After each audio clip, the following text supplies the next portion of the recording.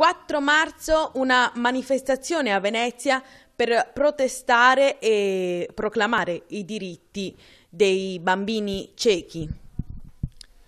Allora, il riordino delle competenze delle province ha tolto alle province sia i soldi sia le competenze sull'integrazione scolastica dei bambini ciechi e dei bambini sordi. Ora spetta alla Regione. Sta succedendo però che la Regione sta approvando un bilancio senza neanche un centesimo per sostenere questa attività.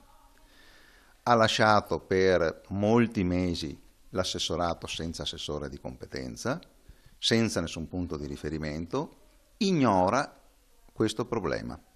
Noi cosa chiediamo? Chiediamo che la Regione Veneto si svegli.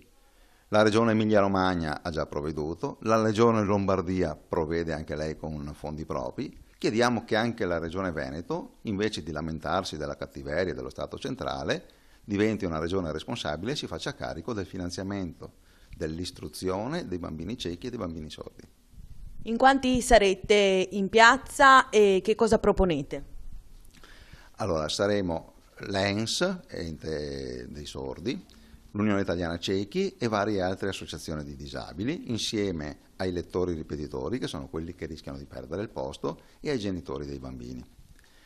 Cosa proponiamo? Chiediamo semplicemente che la Regione Veneto si svegli, perché il problema è che finora non ha dato nessun segno di sapere che esista questo problema, non sta facendo nulla, zero assoluto, e il bilancio sarà approvato entro pochissimi giorni.